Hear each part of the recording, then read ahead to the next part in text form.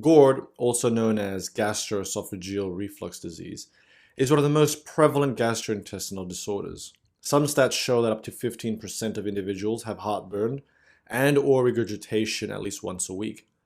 Symptoms are caused by backflow of gastric acid and other gastric contents into the esophagus due to incompetent barriers at the gastroesophageal junction. As you can see, as demonstrated by this diagram, content from the stomach is going back up and irritating the esophagus. Let's recap some anatomy. The esophagus can be divided into the upper two-third and lower third. It's divided like so because there are some noticeable differences between them. The upper two-thirds of the esophagus contains stratified skeletal muscles, whereas the lower third contains all smooth muscle, and so it is not under voluntary control. The mucosal surface of the upper two-thirds is non-keratinized stratified squamous epithelial cells, whereas the lower third there is transitional or stratified squamous epithelium to simple columnar epithelium. This squamo-columnar junction has a zigzag appearance, thus sometimes referred to as the Z-line. The Z-line again is a change from the squamous epithelium to the columnar epithelium. Fortunately, there is an esophageal sphincter, which is a barrier for food and acid from going backwards from the stomach up to the esophagus. However, when the sphincter is incompetent, GORD results. It's important to recap some basic physiology of acid production in the stomach here. The stomach is made up of pits, which houses many different cells. Imagine here is your stomach lumen. These cells of the stomach include mucus cells, parietal cells, enterochromaffin cells, and some other hormone cells which I have not drawn. Parietal cells are the important cells which produce hydrochloric acid. Now, there are two important channels for these cells. One is the proton pump, which is an antiporter, pumping hydrogen ions out in exchange for potassium ion. The other channel is a symporter, which pumps both potassium and chloride.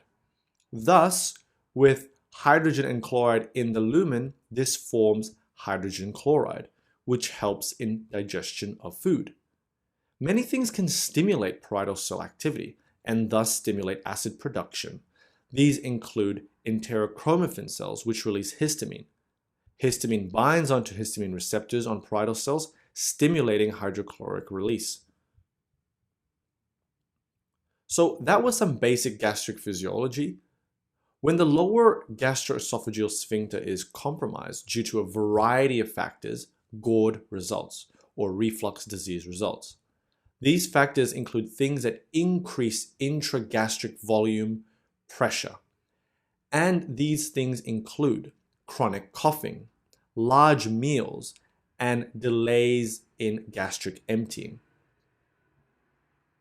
Other factors include things that decrease the esophageal sphincter tone, which includes alcohol, certain medications or drugs such as tricyclic antidepressants, peptic strictures, previous surgeries, and idiopathic causes.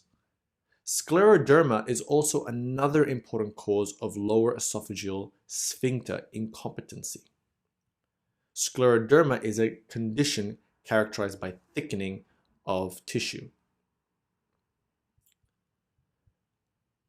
Now let's talk about the pathological features of GORD. GORD is further complicated by reflux esophagitis, which develops when the mucosal defenses are unable to counteract the damage done by acid, pepsin, and bile. This causes inflammation of the esophagus. The other important pathological change that can occur is also a complication. These are esophageal strictures or peptic strictures. Esophageal strictures results from fibrosis that causes luminal constriction. These strictures occur in 10% of patients with untreated GORD and also present in the distal esophagus near the squamo-columnar junction.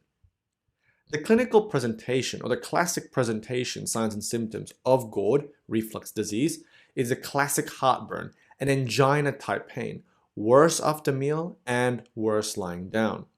It's also characterized by acid brash or water brash, and also sometimes odonophagia, which is pain when swallowing.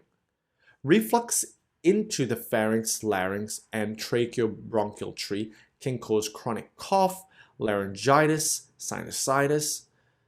Morning hoarseness may also be noted. Many patients with GORD remain asymptomatic and do not seek attention until severe complications usually occur. The diagnosis of reflux disease is easily made by history alone. Diagnostic studies are indicated in patients with persistent symptoms or complications, or those who do not respond to therapy. Usually, if patients are under the age of 45, GORD is suspected and a trial of proton pump inhibitors are given. If they fail with treatment, investigations are warranted. For people greater than 45 years old and have reflux, trial of PPI, which are proton pump inhibitors, can be given, or other investigations can be done, especially if you are suspicious of complications associated with GORD. A gastroscopy, where an endoscope camera is inserted down the esophagus for visualizing any changes, can also be performed. Although endoscopy is sensitive for diagnosis of esophagitis, it can miss causes of reflux, since some patients have symptomatic reflux without esophagitis. A less invasive investigation is barium swallowing study, where patients drink contrast and ask to swallow. This process is captured by X-ray. Usually it is normal and abnormal when complications such as bad esophagitis and strictures are present. A 24-hour ambulatory pH monitor can be used, which is the most sensitive test for diagnosing GORD. Again, the most sensitive test for diagnosis of GORD is a 24-hour ambulatory pH monitoring. The goal of treatment of GORD is to provide symptom relief, heal erosive esophagitis, and prevent complications. Management of mild cases of GORD include lifestyle changes. These include weight loss, smoking cessation, eating small regular meals, avoiding meals before sleep, avoiding certain food and drinks such as fizzy drinks, avoiding alcohol, coffee, citrus fruits, and spicy foods. Pharmacological management is first line for suspected GORD and is used in conjunction with lifestyle modification. Pharmacological management aim to reduce acid production. These include proton pump inhibitors, which inhibit the proton pump we talked about and thus inhibit the release of hydrogen ions. The other medication include antacids, which aim to neutralize hydrochloric acid. Another drug not commonly used are histamine receptor antagonists, which inhibit the histamine receptors and thus inhibit the stimulation of parietal cells by the enterochromaffin cells. Finally, there is a surgical management, and this is usually left when medical management has failed and should be considered as an alternative for patients who require long-term, high-dose proton pump inhibitors. The anti-reflux surgery is known also as the Nissen's operation. In this operation, the gastric fundus is wrapped around the esophagus, fundoplication, and this increases the lower esophageal sphincter pressure. Finally, let's talk about the complications of GORD, and usually a complication of esophagitis. So these include complications: esophagitis, which is inflammatory changes in the squamous line esophagus. This inflammation can cause dysphagia and can cause metaplasia, a condition termed Barrett's esophagus. Barrett's esophagus is characterized by changes of squamous cells to columnar cells, as well as increased number of goblet cells in the area. Barrett's esophagus is important because people with Barrett's esophagus are at a 30 to 125 time risk of developing esophageal adenocarcinoma than the general population. Other complications include stricture formation, ulcers, erosive esophagitis, and of course, if bleeding occurs, iron deficiency can occur.